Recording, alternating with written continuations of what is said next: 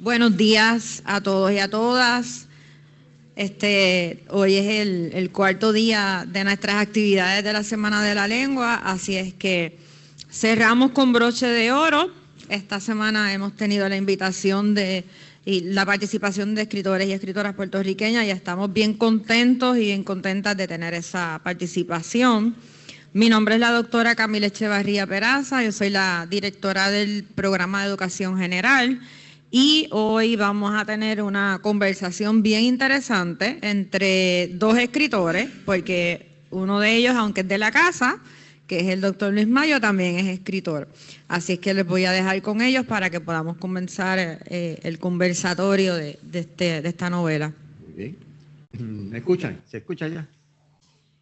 Ok, el proceso va a ser el siguiente. Yo voy a hacer una reseña de la última novela del compañero doctor Muratti. Luego le hago un par de preguntas una vez para poner en contexto la obra. Dejo que entonces el autor se explique, abunde más y abrimos al público todas aquellas preguntas que ustedes tengan a traer. Así que comenzamos con unos datos biográficos. El doctor José Muratti Toro es oriundo de Hormiguero, Puerto Rico, egresado de la Universidad de Puerto Rico, recinto de Río Piedras.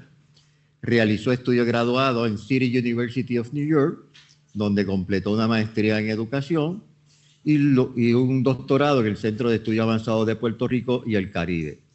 Un doctorado en filosofía y letras en concentración e historia del Caribe. Su cuento La víbora del desierto de Kabir ganó el primer premio de la categoría de autor inédito en el certamen del periódico El Nuevo Día en el año 2012. En el año 2014 fue electo presidente del Pen Club de Puerto Rico Internacional y pasó a formar parte del Comité de Traducción y Derechos Lingüísticos del Pen Club Internacional. Y publicó su primer poemario En la punta de los dedos. Ha publicado La víbora del desierto de Kabir y otros cuentos que obtuvo el segundo premio del Instituto de Literatura Puertorriqueña en el año 2014. Y en el año 2016, su poemario Utopías Descifradas ganó el segundo premio en la categoría de poesía del International Latino Book Awards. En el año 2017, su poemario La ruta de la seda, de tu piel, obtuvo el Premio Nacional de Poesía del 2016 del Pen Club de Puerto Rico Internacional. Yo he tenido el honor de reseñar sus 4 poemarios. En el 2017 publicó su primera novela titulada Mensajero de los Dioses, que ganó el segundo premio en la categoría de novela juvenil del International Latino Book Awards en el 2018. En el 2020 publica la segunda novela Retrato de mujer con turbante y su segundo libro de cuentos Las regalías de Stephen King y otros cuentos, y el libro de historia en dos tomos, El rol del Caribe en la guerra de independencia de los Estados Unidos, La justificación de la preferencia, volumen 1, y el segundo volumen, Historia, historicismo y el rescate de lo invisible, reflexiones sobre el acercamiento teórico, volumen 2, que es su trabajo del doctorado.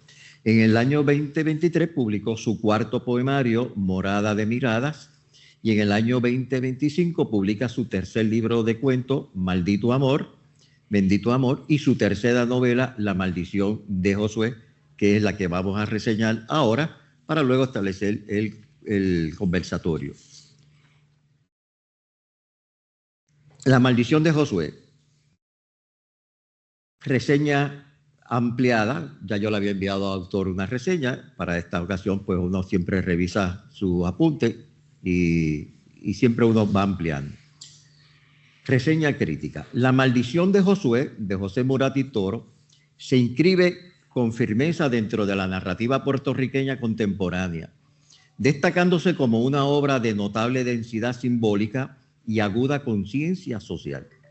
Más allá de la historia que relata, la novela se configura como un espacio de reflexión sobre las estructuras que moldean la vida individual en Puerto Rico, abordando temas como la herencia histórica, la desigualdad social, la identidad cultural y la persistencia de ciertos ciclos que parecen imposibles de quebrar.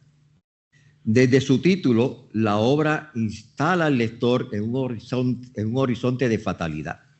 La figura de Josué, personaje bíblico, trasciende su condición de personaje para convertirse en un emblema de la experiencia colectiva.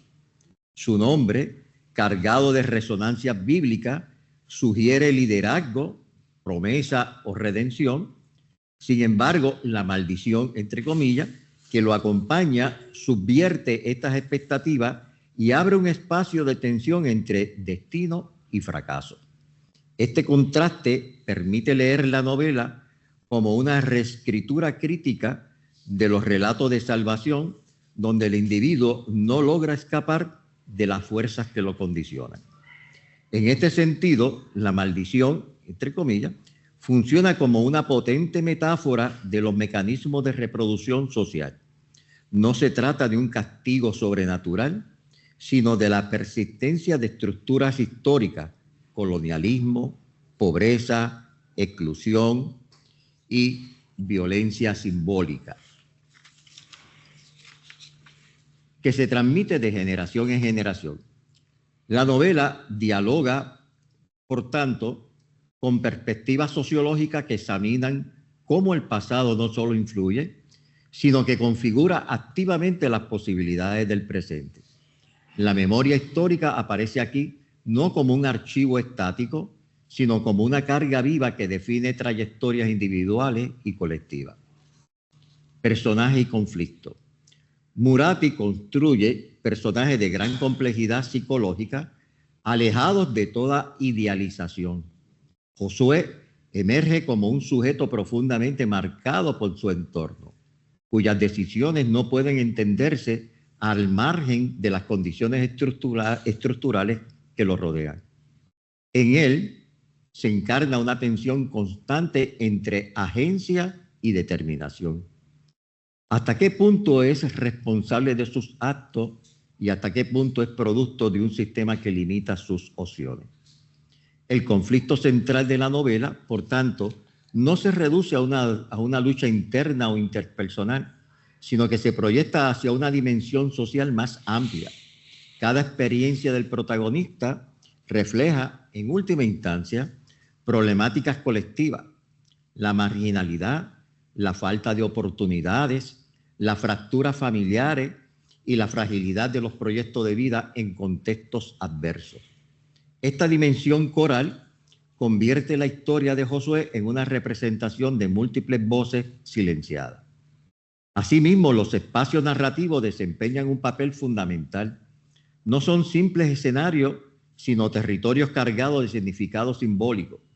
Los ambientes descritos, frecuentemente densos, opresivos o deteriorados, actúan como extensiones del conflicto interno del protagonista.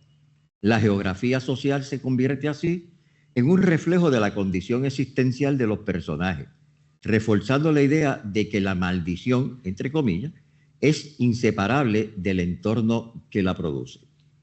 Estilo y lenguaje. El estilo de Murati Toro se distingue por un lenguaje cuidadosamente elaborado, capaz de alternar entre la descripción minuciosa y la evocación simbólica. La prosa logra capturar la materialidad de las experiencias cotidianas como su dimensión más abstracta y reflexiva. Este equilibrio entre lo concreto y lo simbólico enriquece la lectura, permitiendo múltiples niveles de interpretación. El ritmo narrativo tiende hacia la introspección, favoreciendo una lectura pausada que invita al análisis. Lejos de privilegiar la acción, la novela se detiene en los procesos internos de los personajes, en sus dilemas éticos y en sus tensiones existenciales. Esto puede resultar exigente para ciertos lectores, especialmente aquellos acostumbrados a narrativas más dinámicas. Sin embargo, esta densidad constituye precisamente uno de los mayores méritos de la obra, ya que promueve una relación activa y crítica en el texto. Cabe destacar también el uso del simbolismo, que aunque en ocasiones puede percibirse como explícito, cumple una función clave en la articulación del discurso de la novela. Los símbolos no solo adornan la narración, sino que estructuran su significado, guiando al lector hacia una comprensión más profunda de los conflictos planteados. Valoración crítica. Uno de los principales logros de La maldición de Josué es su capacidad para articular una crítica social compleja sin caer en el didactismo ni en el panfleto. Murat y Toro evita ofrecer soluciones simplistas, optando en cambio por plantear interrogantes que invitan a la reflexión. La obra cuestiona de manera constante la noción de responsabilidad individual, sugiriendo que ésta no puede desligarse de las condiciones estructurales en las que se inscriben. Desde una perspectiva crítica, podría señalarse que en ciertos momentos el énfasis simbólico reduce la ambigüedad interpretativa, orientando de manera más directa la lectura. No obstante, esta aparente limitación también puede entenderse como una estrategia deliberada del autor para subrayar la urgencia de los temas abordados. Asimismo, la novela puede leerse en diálogo con debates contemporáneos sobre identidad puertorriqueña, colonialidad y resistencia cultural. En este sentido, su relevancia trasciende en el ámbito literario, posicionándose como un texto que interpela tanto al lector individual como a la colectividad. En fin, La maldición de Josué se consolida como una obra significativa dentro del panorama literario puertorriqueño actual. José Murat y Toro logra construir una narrativa que combina con eficacia la introspección psicológica y la crítica social, ofreciendo una visión compleja y matizada de la realidad contemporánea. Más que una historia sobre un individuo, la novela se presenta como una reflexión sobre las fuerzas que condicionan la existencia humana. Invita al lector a cuestionar el peso de la herencia histórica, la influencia del entorno y la posibilidad, siempre incierta, de romper con las maldiciones, entre comillas, del pasado. En este sentido, la obra no solo se lee, se piensa, se discute y sobre todo se siente. Murat y Torose, La maldición de José, Bibliográfica 2025. Ahí está la reseña. Muchas gracias. Pero vamos entonces a tirar al medio al compañero, para escucharlo. Te tengo varias preguntas para luego establecer el contexto y tú puedas abundar más. José, ¿en qué momento surgió la idea de La maldición de Josué y qué inquietud inicial motivó su escritura? Muy bien. Pues muy buenos días. Yo creo que ya él dijo todo lo que yo podría decir sobre mí, así que voy directamente al contexto de la novela. A mí me surge la inquietud de escribir esta novela a raíz de las invasiones de Israel al territorio de Gaza en Palestina. ¿Por qué? Porque en la formación cristiana que ha influenciado tanto en mi visión de mundo, se habla y se repite hoy día constantemente a través de los medios de que el territorio que hoy es Israel fue una tierra prometida por el Dios judío, que no podemos olvidar que es un Dios anterior al Dios cristiano, ¿verdad? Jesús era un judío de Nazaret que decidió romper con la visión de mundo del judaísmo tradicional y establece una nueva visión que se traduce entonces en el Nuevo Testamento. Pero la visión de mundo que prevalece en el Israel actual, que es un Israel que existe solamente desde 1948. Es bien importante conocer ese dato histórico, porque cuando se habla de que Israel es una tierra prometida por Dios más de 2.700 años atrás, no se toma en consideración el hecho de que todo ese territorio que comprende hoy día la mayor parte de los países árabes del Medio Oriente, en un momento dado se consideraba una extensión del Imperio Romano, del cual Palestina, que fue un nombre que le pusieron los romanos, era solamente una parte. Los judíos, en gran medida, han sido perseguidos desde el año 1, han sido perseguidos supuestamente por haber asesinado a Jesús, cuando en realidad quien asesina a Jesús son los romanos. Los judíos no tenían poder político para crucificar a nadie, eran los romanos los que crucificaban. Y lo crucificaron en gran medida porque representaba una amenaza para el gobierno romano en Palestina. Pero históricamente, y eso lo podemos ver hoy día, la narrativa que se hace sobre quién es culpable de qué depende más de quién lo dice que del dato histórico. Y como históricamente se ha dicho que los judíos, de hecho yo tenía un cuñado que decía que él odiaba a los judíos porque habían matado al niñito Jesús. Y suena una perogrullada, pero es bien interesante el que haya escogido decirlo de esa forma, ¿no? Y número uno, y número dos, odiar a los judíos. No hay por qué odiar a los judíos, igual que no hay por qué odiar a los musulmanes ni odiar a los cristianos. De hecho, es curioso porque las tres religiones son descendientes de Abraham, que es un personaje del Viejo Testamento, pero que se convierte simbólicamente en el padre de las religiones que vienen del Medio Oriente. Y si nos ponemos a pensar en esa heredad, vemos que los judíos, que actualmente solamente representan 15 millones de seres humanos en todo el mundo, son una ínfima minoría frente a las otras dos religiones abrahámicas, que es el cristianismo, con 1.4 millones de seres humanos, y los musulmanes con 1.2 millones de... 1.2, o sea, 1.000 millones. O sea, estamos hablando de 1.2 billones de musulmanes, 1.4 billones de cristianos frente a 15 millones de judíos. Pero a partir del final del siglo XVIII empiezan los estados europeos a querer salir de los judíos de forma colectiva, y un judío alemán se inventa el concepto de que se establezca un Estado de Israel en Medio Oriente. Y el movimiento se llama el movimiento sionista, con Z, ¿verdad? Y no es hasta 1948, terminada la Segunda Guerra Mundial, cuando Inglaterra, junto con Francia y otros países, influyen en las Naciones Unidas para que se cree el Estado de Israel.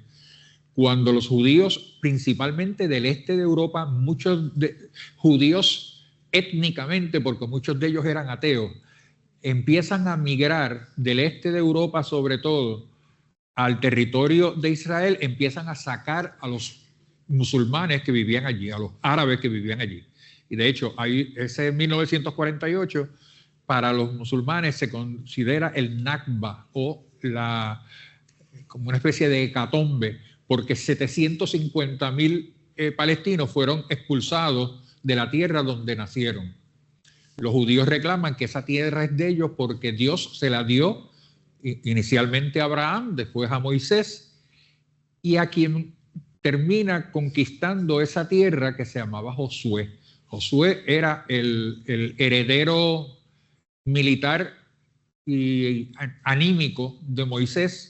Moisés nunca llega a la tierra prometida, pero envía a Josué a que la conquiste. Y cuando Josué llega a Canaán, que era el sur de lo que actualmente se conoce todavía como Palestina y en parte Israel, siguiendo las instrucciones de Dios, entra específicamente en Jericó. Todos han oído hablar de Jericó y que le dieron la vuelta a la ciudad y tocaron trompetas durante 7 días, y cuando tocaron las trompetas las paredes de Jericó se cayeron, y ahí entonces los judíos pudieron entrar y sacar a los cananeos. El mensaje de Dios era: matad a todos, los hombres, las mujeres, los niños, los ancianos y todos los entes vivos. De hecho, mataron hasta los asnos. Josué es quien lleva a cabo esa conquista y literalmente, inicialmente en Canaán y luego en Jericó y luego por todo Canaán, asesinan a todos los residentes de esas áreas. Y lo hacen supuestamente por ese mandato de Dios, que no podemos olvidar que históricamente todas las culturas y todas las civilizaciones han tenido dioses. Nosotros en Occidente creemos esencialmente en un Dios, la mayor parte de nosotros en ese Dios cristiano, pero que a su vez utiliza como referencia histórica, porque también se le llama histórica y no literaria, la Biblia, que está compuesta por los 5 libros del Pentateuco, que es el Viejo Testamento, que es el Torá judío. Por eso, si usted se lee el Viejo Testamento, no va a encontrar muchas expresiones de amor, va a encontrar muchas expresiones de guerra, de venganza, de insatisfacción de Dios con lo que usted hace y con condenar a muerte a todo el que haga 1, 2, 3, 4, sobre todo las mujeres. De hecho, yo tengo un amigo judío que me contó algo que yo nunca he logrado superar del todo. Dentro de la religión judía hay una plegaria que hacen los hombres por la mañana cuando se levantan y es: gracias Dios por no haberme hecho mujer. Así que un poco las actitudes que nosotros hemos heredado hacia la supuesta inferioridad de la mujer ante el hombre han estado fuertemente influenciadas por esa visión de mundo que constituye el Torá, que constituye el Viejo Testamento. El Nuevo Testamento combate gran parte de las lecciones del Viejo Testamento, porque si hay algo que define las enseñanzas de Jesús son el perdón y el amor.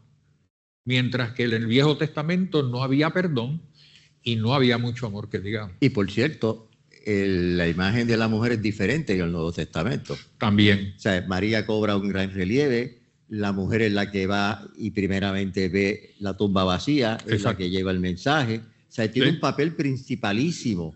Inclusive en el antiguo cristianismo, las mujeres fueron discípulas inclusive de Cristo y impartían la misa.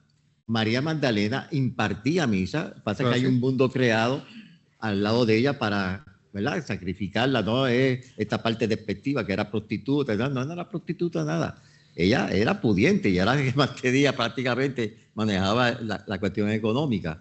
Y yo creo que tú has traído muy bien esa situación. Y por cierto, me trae entonces la pregunta es, ¿cómo este acontecimiento histórico que tú planteas de Josué, que es el heredero de Moisés militar y es el que tiene que llevar, entrar y ocupar y crear Israel, lo cual es la gran Israel, que es lo que tú estás trayendo hoy, es acabar con todo lo que hay alrededor, porque la gran Israel es Palestina, Gaza, Turquía, inclusive, o sea, abierto.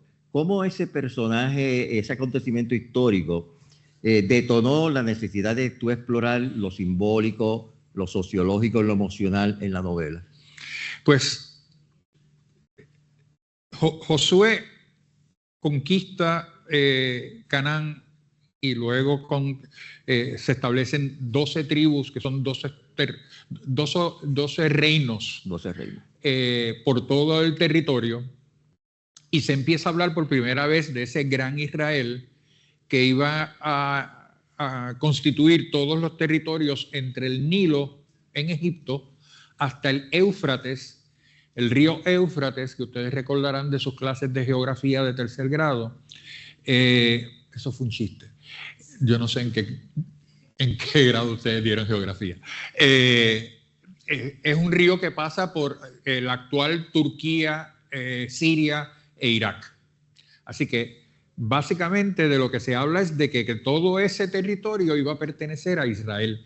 Pero esto es una leyenda. ¿Por qué es una leyenda? Porque aparece en el Viejo Testamento, pero no existen documentos históricos que confirmen que ese territorio iba a ser constituido bajo un solo estado, bajo un solo país. Entonces, cuando yo veo lo que está sucediendo en Gaza, que es un territorio de Palestina, que queda al sur de Palestina, en la frontera con Egipto, empiezo a darme cuenta que la conducta que están llevando a cabo los sionistas, y voy a hacer la distinción entre los judíos y los sionistas. ¿Por qué? Porque los sionistas son los que creen en el Gran Israel y de que el Estado de Israel debe conquistar todos los países a la vuelta redonda para asegurarse de crear ese Gran Israel del Nilo al Éufrates. Y no son todos los judíos, son los sionistas, y de hecho en algunos medios de comunicación se ven las protestas de los judíos, sobre todo los judíos hasídicos, que son de los más tradicionales, en contra de los sionistas, porque entienden que el sionismo es un fenómeno europeo que se crea para deshacerse de los judíos de Europa y ubicarlos en esa región, y que de alguna forma, por las conexiones políticas, económicas, militares con el resto de Europa y con los Estados Unidos, controlen la principal fuente de riqueza de Medio Oriente, que es el petróleo. Esto empieza desde 1948. Ya en 1948 los ingleses tenían unas grandes inversiones en el territorio de lo que es la Arabia Saudita, que dicho sea de paso, todos estos países fueron creados básicamente por Inglaterra y Francia. Lo que es más allá del Gran Israel, todo ese territorio era la Gran Arabia. Y cuando después de la Primera Guerra Mundial, Francia e Inglaterra se dividen esos territorios, crean artificialmente estos países, lo que hoy es Siria, lo que es el Líbano, lo que es Palestina. Todos esos países son creados de acuerdo a los intereses de estos países europeos que tenían una presencia colonial en la región. Entonces, cuando yo veo esa agresión contra Gaza,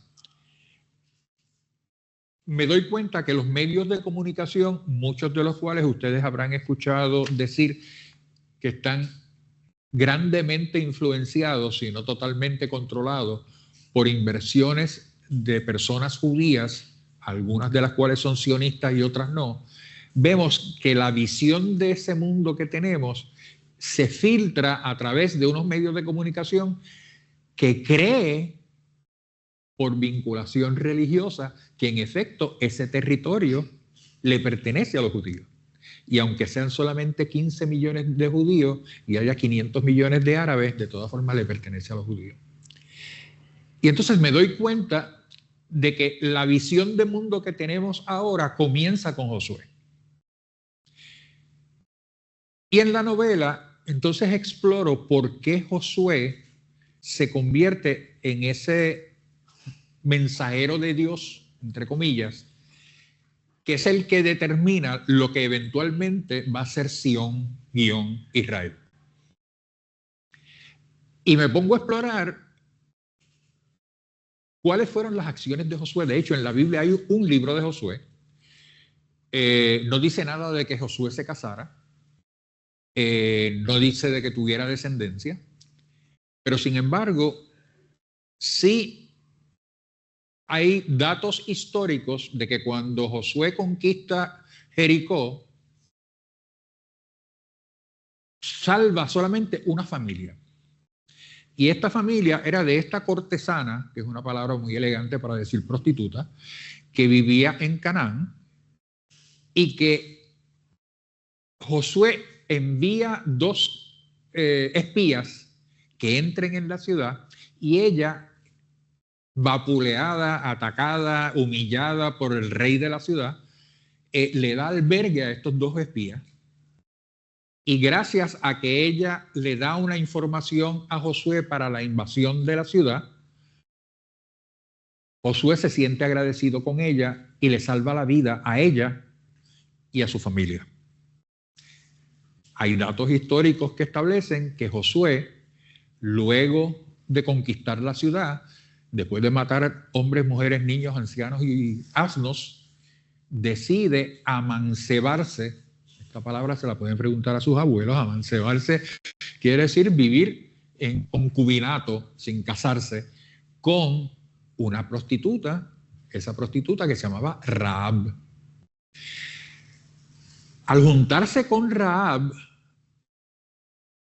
y haber una descendencia de Rahab, porque nunca se establece que sea directamente de Josué, pero estando Rahab amancebada con Josué, se traza históricamente los descendientes hasta llegar ¿a quién? A Jesús de Nazaret. Y de momento la gente se plantea, anda, pa'l cará. Jesús de Nazaret, que es el profeta que creó el cristianismo, es descendiente, nieto de una prostituta. Para mucha gente, esto es una cosa inverosímil, imposible de creer. Y esto se combina con unos hallazgos de 1947 en unas grutas que se llama Qumran en Israel, donde aparecen una serie de manuscritos en papiro y en piel de oveja que tienen una serie de evangelios que no fueron incluidos en la Biblia. Se llaman los evangelios apócrifos, que es como decir que no son reales. Y entre esos evangelios, haciendo referencia a lo que decía el doctor Mayo, hay un evangelio de María Magdalena, que en realidad se llamaba Miriam de Magdala. Lo que pasa es que la palabra María es griega y la Biblia se tradujo al griego, pero el nombre original de ella, al igual que el de la madre de Jesús, era Miriam. Miriam de Magdala se convierte en María Magdalena y es la discípula amada, que siempre se habla de Juan, pero la discípula más cercana, y hay chismes de que incluso vivían amancebados también, de Jesús de Nazaret. No es casualidad que es María Magdalena quien llega primero a la tumba de Jesús antes de la resurrección. Y es ella quien lo ve primero. Y ella era predicadora, como muy bien dijo el doctor Mayo, y hay un evangelio supuestamente escrito por ella. De hecho, yo tengo un cuento escrito en voz de Miriam escribiéndole a Jesús en el otro plano sobre las experiencias que ella tuvo. Y uno de los testimonios que aparece de que ella fue rechazada desde un principio es que cuando Jesús se le aparece a ella y ella lo cuenta, Pedro, sobre esta piedra de establecer mi iglesia, Pedro cuestiona por qué Jesús tenía que hablarle a esa mujer, por qué no nos habló a nosotros primero. Y esos datos históricos corroboran el rol que tuvo Miriam de Magdala, que posteriormente en la Edad Media la Iglesia Católica la junta con la leyenda de la mujer que fue infiel al marido y la van a apedrear. Y Jesús interviene y dice, el que esté libre de pecado, que tire la primera piedra. Y la gente guarda las piedras y no la apedrean, porque en esa época, una mujer que fuese infiel a su marido, el pueblo tenía el derecho de apedrearla hasta matarla. La Iglesia Católica, hay quien establezca, sin herir susceptibilidades, que a partir de la Edad Media establece ese vínculo entre María Magdalena y la prostituta, diciendo que era la misma mujer, porque a partir de la Edad Media se establece por primera vez que la Iglesia no va a permitir ministras, ni va a permitir que los sacerdotes se casen. ¿Por qué? Porque los sacerdotes eran quienes recogían el diezmo. Y si un sacerdote estaba casado y moría, ¿quién heredaba el diezmo? Lo heredaba la iglesia, lo heredaba la esposa. Y a partir de ese momento, parte de la investigación histórica que se ha hecho, se establece que entonces el celibato es indispensable para los sacerdotes de la Iglesia Católica, porque las iglesias evangélicas permiten que los ministros se casen, y los judíos también. Entonces, esa visión de mundo que se establece por Josué, yo lo veo entonces en el presente, en la visión de Benjamín Netanyahu, que es el primer ministro de Israel.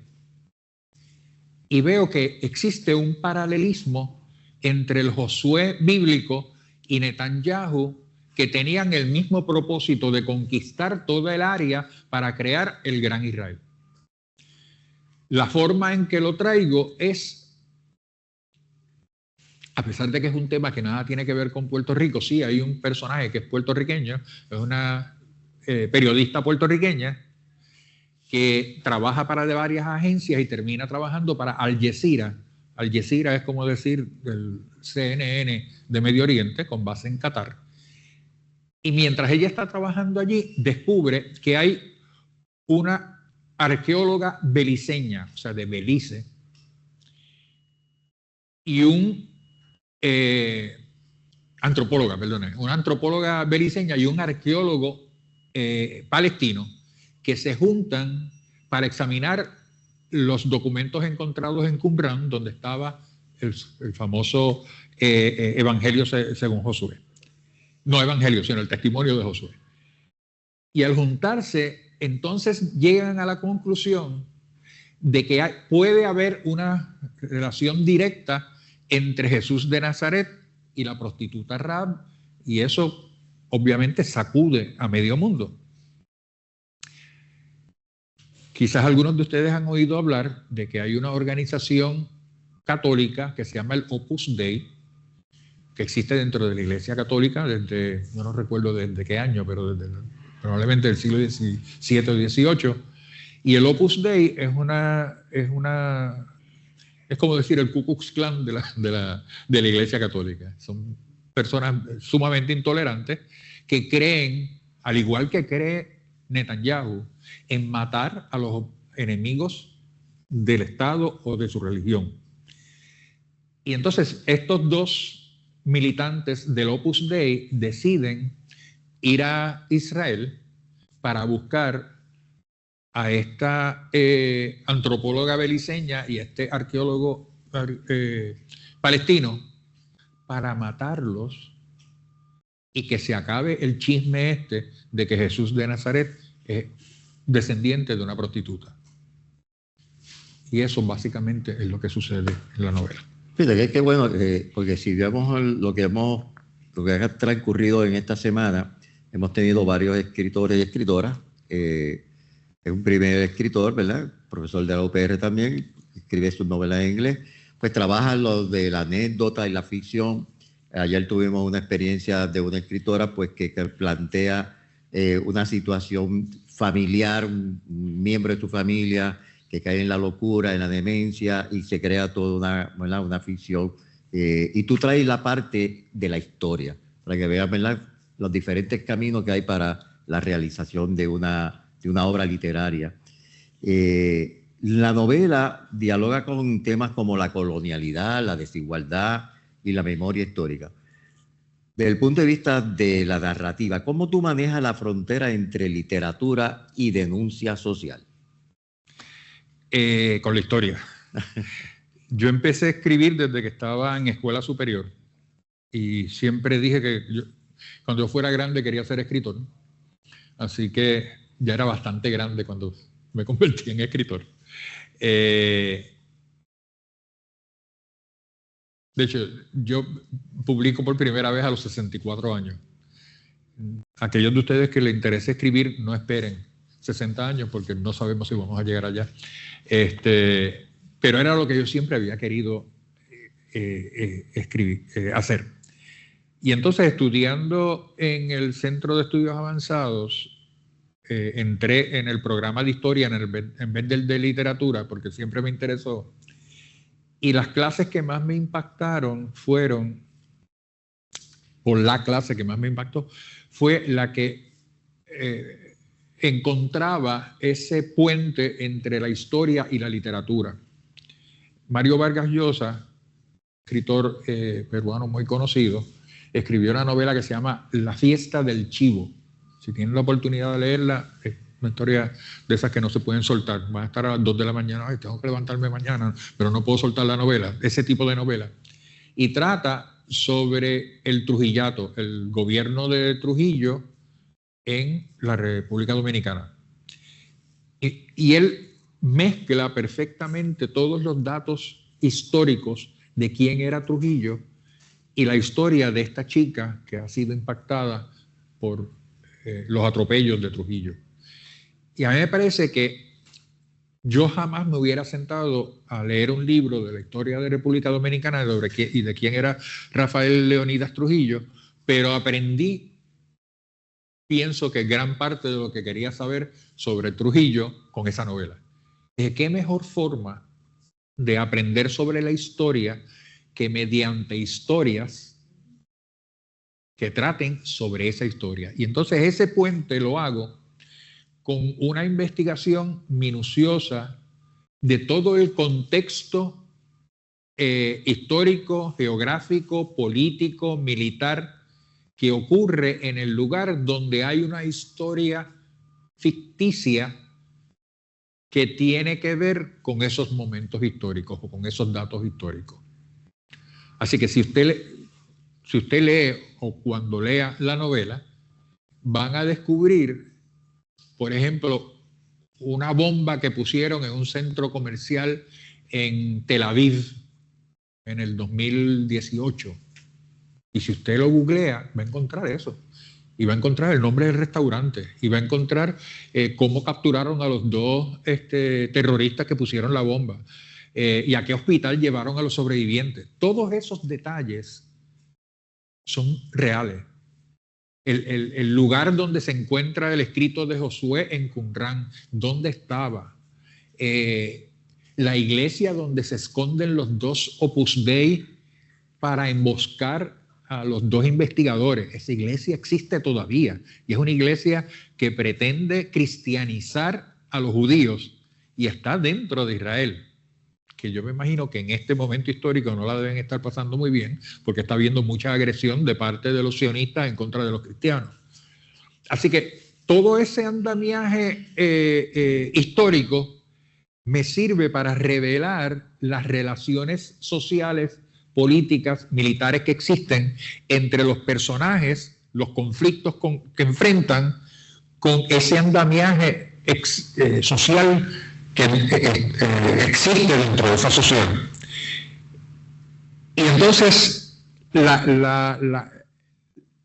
los temas relacionados con la colonialidad, con el imperialismo, con la imposición de un Estado sobre otro, se ven entrelazados dentro de la narrativa por las actitudes y los testimonios de los protagonistas.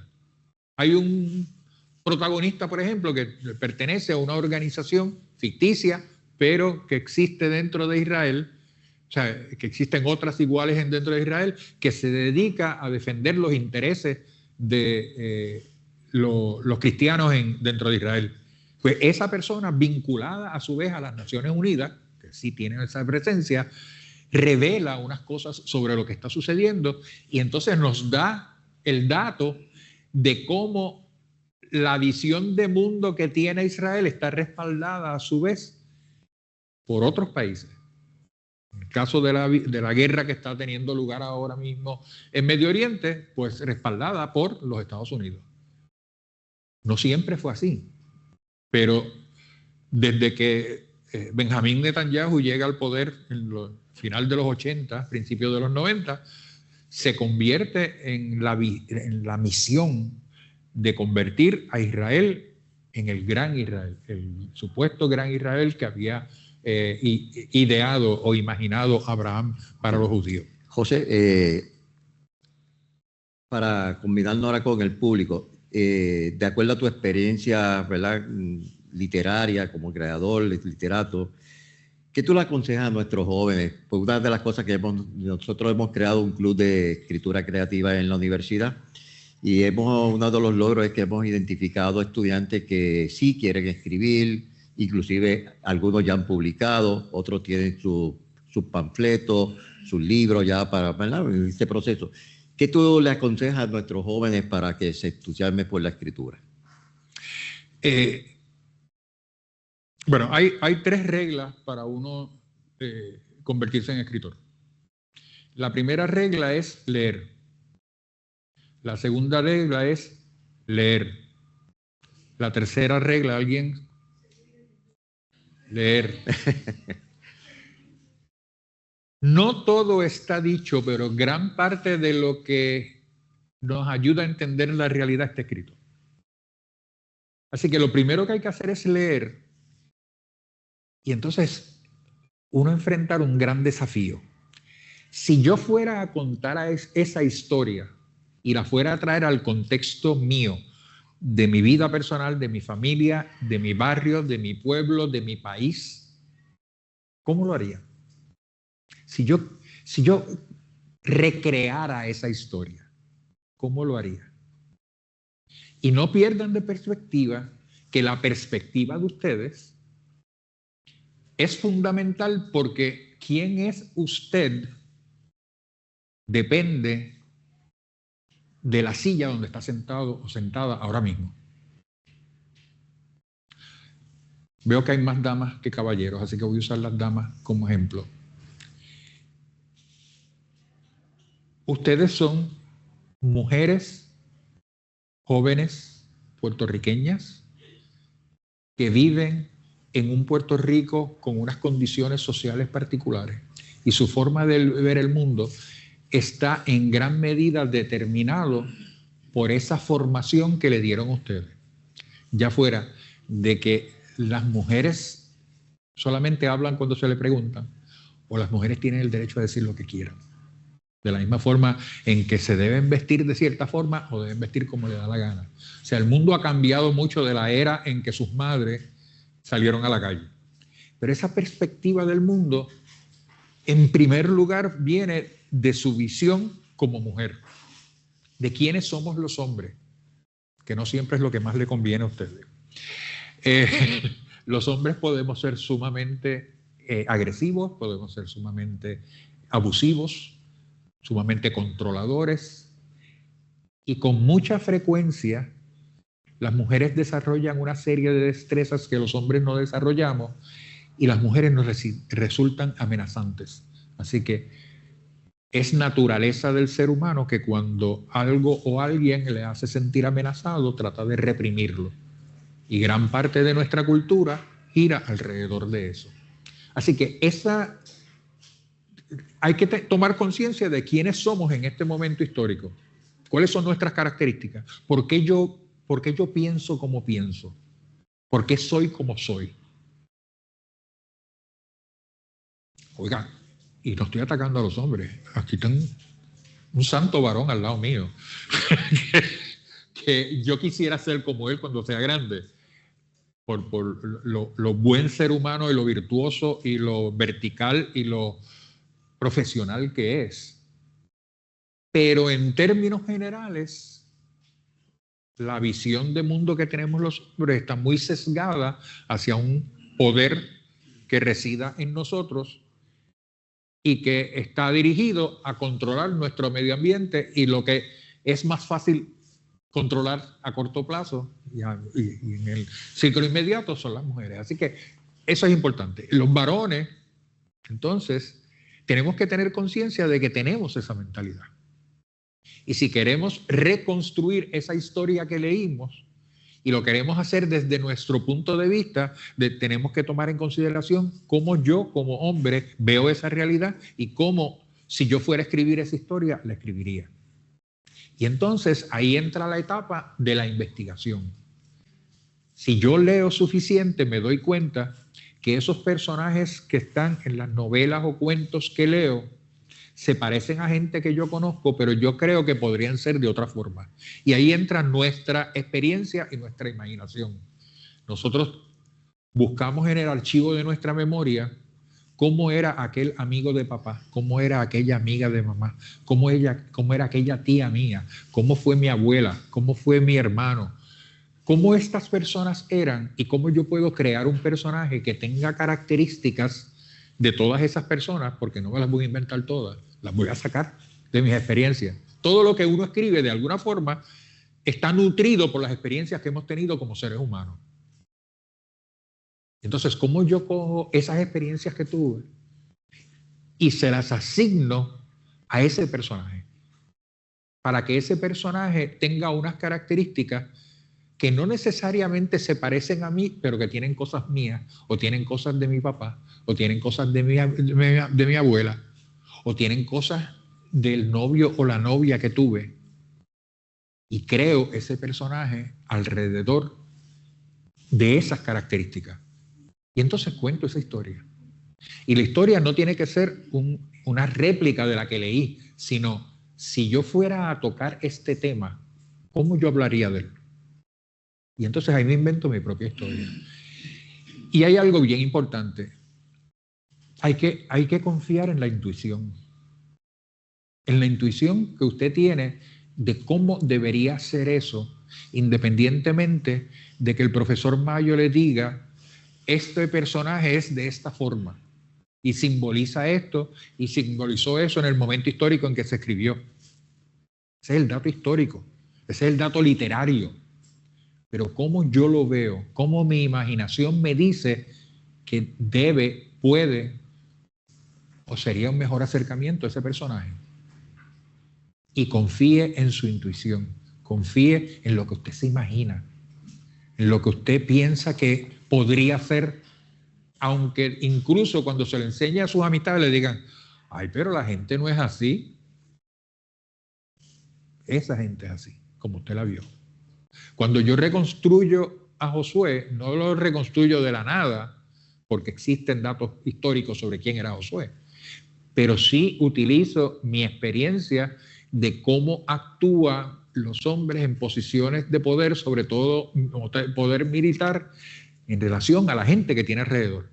Y saco de esa información, y entonces mi imaginación me dice, posiblemente él actuaba de esta forma, posiblemente su mirada era de esta forma, posiblemente por todas las batallas en que estuvo, caminaba de esta forma, posiblemente tenía todas estas cicatrices.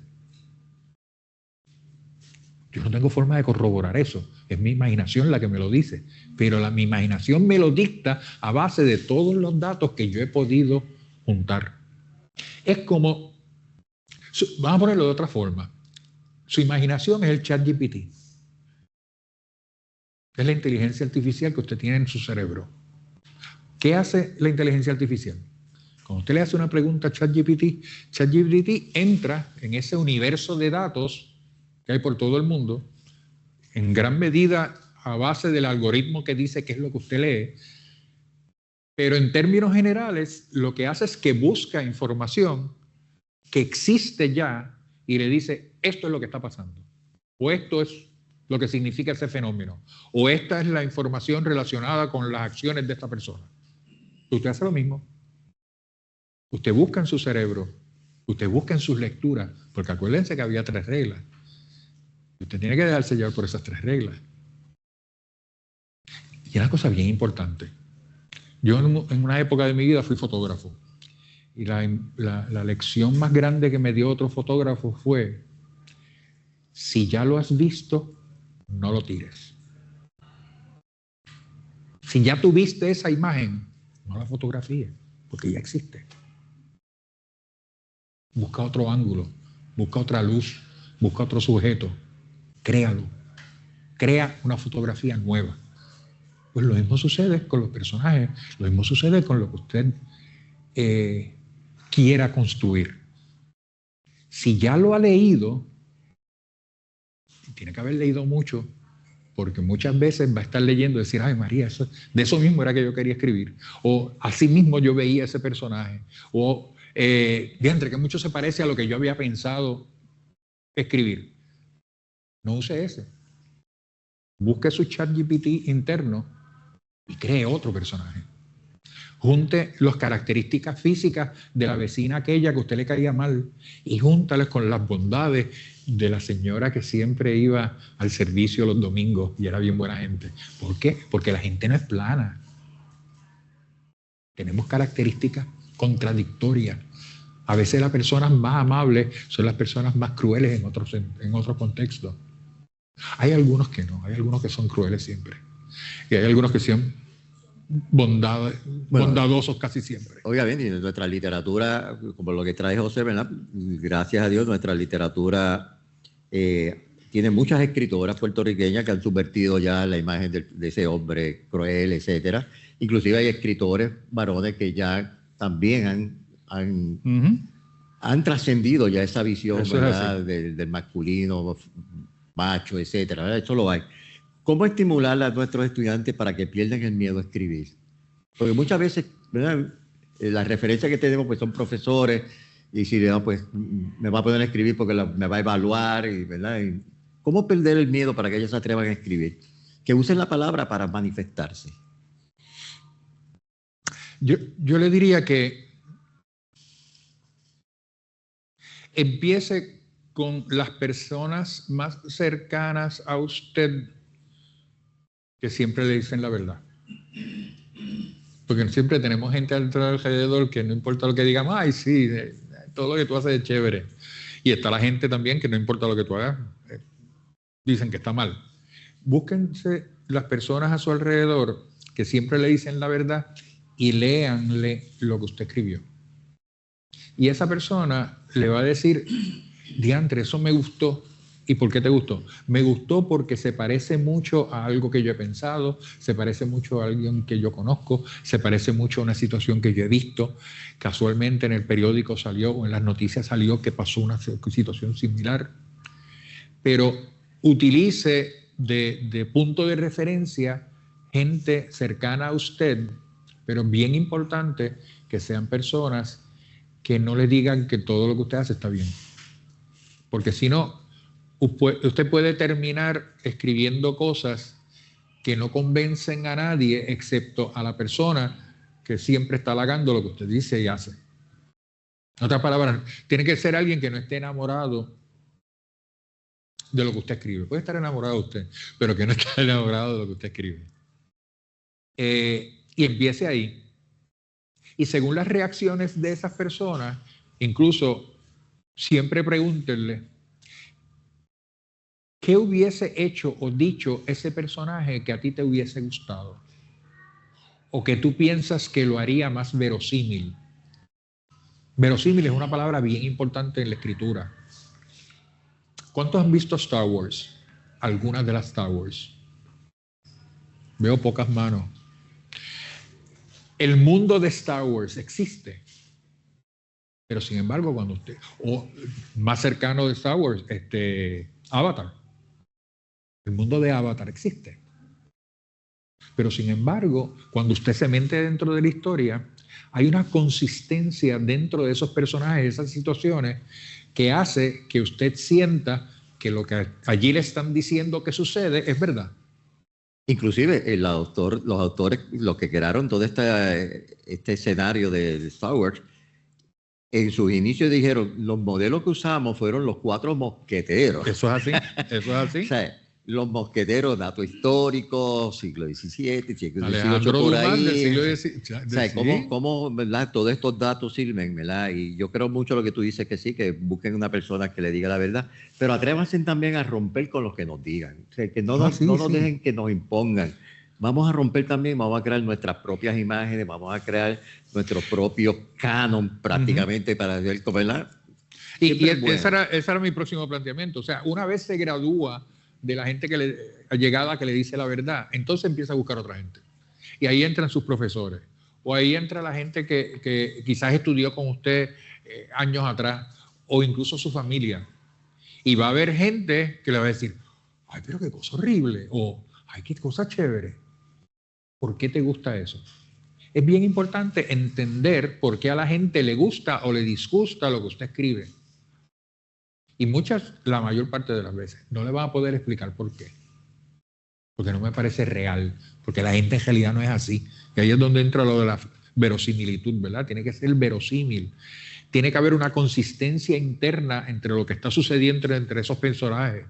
Jabba the Hutt no existe, pero una vez usted entra en la película y ve a Jabba the Hutt, usted puede entender el asco que provoca, porque a usted le provoca asco y ese ser que existe allí, usted decidió asimilar que ese ser existe y que es de esa forma. Y que Luke Skywalker es tonto pero buena gente. Y está del lado del bien. Que dicho sea de paso, hay mucha influencia de la cultura judeocristiana en términos de quiénes son los vencedores y quiénes son los perdedores. Fíjense que muchos de los prototipos de los héroes están basados, a su vez, en prototipos que conocemos en la literatura, en la televisión, en el cine. Replican. Luke Skywalker, ¿qué? John Wayne, jovencito. Bueno, ustedes son muy jóvenes para saber quién es John Wayne. John Wayne es el vaquero por excelencia en la historia de las películas de vaqueros de los Estados Unidos. O sea, John Wayne empezó en los 50, 40, tardíos 50, y era el vaquero, o sea, era el hombre, varón macho masculino, vaquero que disparaba desde aquí y mataba al malo sin pestañear. Después vino Clint Eastwood. Yo no sé cuál es el nuevo vaquero por excelencia actualmente, porque ya se han roto un poco esos estereotipos, pero entonces viene Luke Skywalker. Y fíjense que la pistola, digo, el sable entra después, pero Luke Skywalker dispara desde la baqueta, como si fuera un vaquero. Entonces, esos arquetipos, que es como se les llama a estos personajes simbólicos, representan personajes que nosotros podemos identificar y a los cuales le adjudicamos credibilidad. Sí, alguien en esa situación haría eso. Sus personajes tienen que tener esa misma credibilidad. Alguien en el lugar de la historia que usted escribió haría eso. Y no se tiene que parecer necesariamente a un arquetipo de alguien que usted haya leído, pero tiene que ser verosímil. Preferiblemente las personas mayores, de sus padres para atrás, a sus abuelos, si le dicen, ay, yo conocí a una persona que era así, y hacía esto, y hacía esto, y hacía esto, no era tan mala como tú la describes, o no era tan buena como tú la describes, o no eran las dos cosas a la vez, pero en el momento en que esas personas le dicen, sí, yo conocí a alguien así, quiere decir que usted está describiendo un personaje con el cual el público se puede identificar. Y es bien importante que el público se pueda identificar. En mi novela yo trato de que el público se identifique con la periodista, porque es la que, al igual que usted está leyendo, está mirando lo que está sucediendo. Y la pongo puertorriqueña, porque mucho de lo que yo he escrito últimamente no tiene que ver con Puerto Rico. La pongo puertorriqueña en gran medida porque es como darle a usted la oportunidad de tener un balcón desde el cual mirar. Pero lo que está sucediendo allí no tiene que ver con Puerto Rico. Y no tiene que ver con Puerto Rico en términos del Puerto Rico actual, en términos de nuestra visión de lo que es Puerto Rico. Tiene que ver con Puerto Rico en la medida en que la visión de mundo de esos personajes nos influye a cada uno de nosotros sin nosotros darnos cuenta.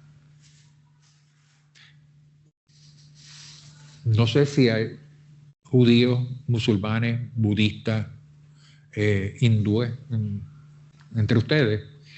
Presumo que los que fueron criados con alguna religión fueron criados por el cristianismo. Y ese cristianismo tiene una visión de mundo que está basada en esos personajes. Yo no reniego de las enseñanzas de Jesús. No siempre estoy de acuerdo con quienes le adjudican texto o testimonio o referencia. ¿Pero por qué? Porque me he puesto a analizar de que tiene que haber una consistencia, una verosimilitud. Jesús creía en el perdón, pero creía en la justicia. y saca a los mercaderes del templo. ¿Por qué? Porque estaban utilizando el templo, que era para adoración a Dios, para hacer negocio. ¿Se les ocurren gente que utilizan el templo para hacer negocio? Independientemente de la comunidad religiosa en la cual usted está, pero eso existe allá afuera. Así que la enseñanza de Jesús para mí es fundamental. E incluso las cosas que él señala, yo las puedo ver en la realidad de hoy. Y cuando las veo en la realidad de hoy, yo me digo, ¿cuánto de lo que yo acepto como bueno proviene de esa enseñanza de que eso es así, cuando la fuente original me dice que eso no es así? Si la fuente original o el mensaje medular es el amor, ¿cómo puedo condonar, cómo puedo aceptar, cómo puedo aplaudir el odio o la violencia contra el otro? Y ese otro, entre comillas, puede ser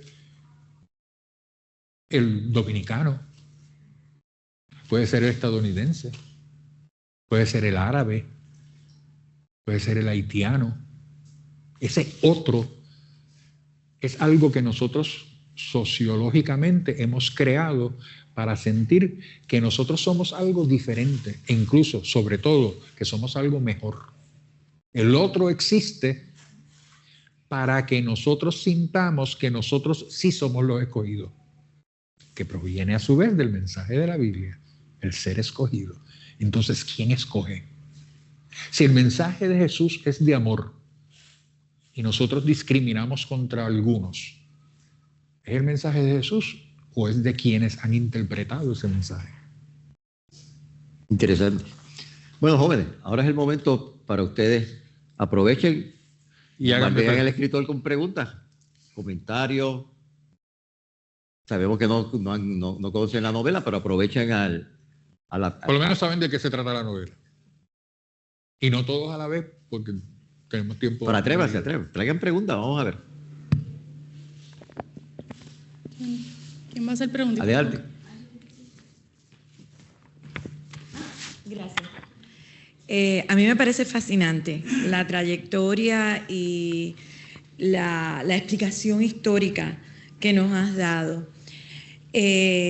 Conozco uno de sus libros que todos tienen voz de mujer y siempre me intriga porque sé que es un proceso difícil, ¿no? Cuando nos ponemos a escribir y que venga este comentario para aquellos de ustedes que tengan intereses también de escritores, es encontrar la voz que va a narrar. No me he leído esta novela, sí me leí los cuentos. ¿Y cómo es ese proceso en buscar la voz? ¿En qué momento decides, lo voy a narrar desde esta perspectiva o desde voy a construir este narrador? Esa es mi pregunta. Muy buena pregunta. Y es una pregunta que invita al striptease. Eso implica que tengo que desnudar una parte de mí de la cual no suelo hablar en público, pero yo creo que es importante. Gracias. Yo me crié solo con mi madre. Y mi madre en un momento dado vivíamos en Santa Rita, en Río Piedras, y tenía un hospedaje de mujeres. Bueno, tuvo de varones y tuvo de mujeres, pero la mayor parte eran jóvenes universitarias. Y simultáneamente, a mí mi madre me manda a estudiar a un colegio en Humacao que se llama San Antonio Abad. Y cuando yo llego a San Antonio Abad, descubro que yo no soy como el resto de la gente, que yo soy prieto. Hasta ese momento yo no lo sabía. Por la forma en que me había tratado mi familia, yo nunca había pensado que mi color era un factor. Yo tenía un tío muy racista que me decía clase, que era la forma en que en su época, a principios del siglo XX, se referían a la gente negra sin decir que eran negras. Pero cuando yo llego a San Antonio Abad, a mí mucha gente discriminó en mi contra. Y inclusive me dijeron cosas que nunca se me ha olvidado de tanto que me hirieron. Y posiblemente todos ustedes han tenido la experiencia de que alguien le dice algo durante su niñez o su adolescencia que lo marca para toda la vida y que toda la vida, cada vez que surge algo similar, usted se acuerda de eso. Y no puede evitar o la tristeza o el coraje. Y entonces, esa sensación de discrimen que yo recibí, lo vi también en las muchachas que se hospedaban en casa de mi mamá. Y entendí que había un paralelismo entre el discrimen que yo recibía por no ser blanco y el discrimen que sentían las mujeres por no ser hombres. Y eso me provocó el querer entender cómo se ve el mundo desde el otro lado. Y eso me llevó a que, de hecho, en los 80 yo escribí 3 monólogos en voz de mujer. Y ahora este año pasado, leyéndome La Divina Comedia de Dante, que es un libro densísimo pero maravilloso, posiblemente el poema más importante de la cultura occidental, sumamente bíblico, dicho sea de paso. Descubrí que la visión que se tenía de la mujer que inspira a Dante a llegar al paraíso, que se llamaba Beatriz, el amor de su vida, a quien le habló en 2 ocasiones, bueno, la vio en 2 ocasiones, le habló una. Era una visión desde el punto de vista de quien lo escribió, de Dante, del hombre. Y cuando Dante identifica a gente infiel en el infierno, siempre le echa la culpa a la mujer. Y entonces eso me lleva a la Biblia de cómo la primera mujer creada en el Torá judío se llamaba Lilith. Y Lilith, Dios la crea simultáneamente que Adán, pero Lilith era como si fuera de esta época que no se deja mangonear por Adán, se revela y se va, y entonces es que Dios, fíjese qué simbolismo interesante, le saca una costilla a Adán para crear a Eva. Al sacar una costilla, quiere decir que tú eres una extensión mía, tú tienes que hacer lo que yo diga. Y Eva, a su vez, se convierte en la culpable de todos los males de Adán. La culebra, que si usted se pone a mirarlo literariamente, es un símbolo fálico. ¿Qué quiere decir fálico? Del pene. La culebra supuestamente es la que induce a la mujer a comer de la manzana, que es un símbolo ¿qué? Vúlvico. Y entonces viene Eva y se come la manzana y descubre que el sexo es bueno y se lo da a Adán, y entonces Adán descubre que el sexo es bueno y empiezan a pecar y entonces se dan cuenta de que están desnudos y los botan del paraíso. ¿Quién tuvo la culpa? Eva. Entonces empiezo a ver todas estas historias de cómo esos discrímenes han forjado la visión que tenemos del mundo. Y se da automáticamente una identificación de mi persona con la mujer que fue mi madre, con todas las cosas que experimentó, con las mujeres que conocí a través de la historia. Y entonces, de la misma forma que me doy a la tarea de escribir historia en forma de literatura, entonces escribo literatura desde la perspectiva no solo de la historia, sino también de la mujer que ha sido tan marginada como fui yo, como hombre no blanco. Muy bien, José. Yo sé que ya el tiempo se está acercando. Gracias. Fue demasiado extenso, ¿verdad? El compañero trajo 2 libros de su novela, lo que vamos a rifarlo entre el público, así que vamos a escoger algunos de los compañeros, a compañera, para que ponga un número acá, a ver quién se gana uno de los libros. Porque queremos que, ¿verdad?, que se lo gane, pues que lo aproveche, que lo use, que le estimule para escribir, ¿verdad?, que no lo deje en un estante cogiendo polvo. Por favor, no. Quiero un book report el lunes. Me embuste. Voy a escribir un número aquí del 1 al 20. Y entonces, Angeliris.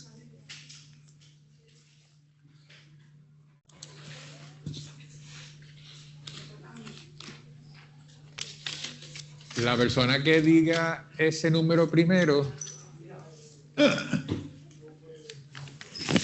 se lleva el libro, y la persona que diga el número más cercano, después de ese, el más cercano, primero ese, y después de ese, el más cercano.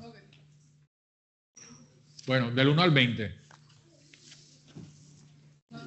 No. 18.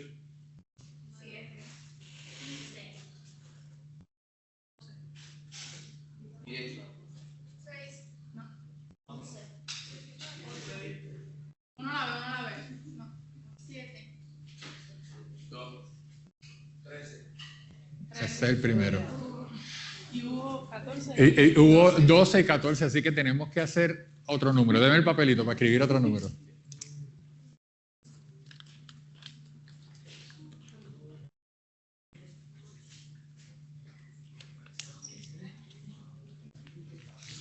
Para el buen observador, con pocas miradas basta. Quien me vio escribir el número probablemente podría descifrar cuál es. Tú lo descifraste, ¿verdad?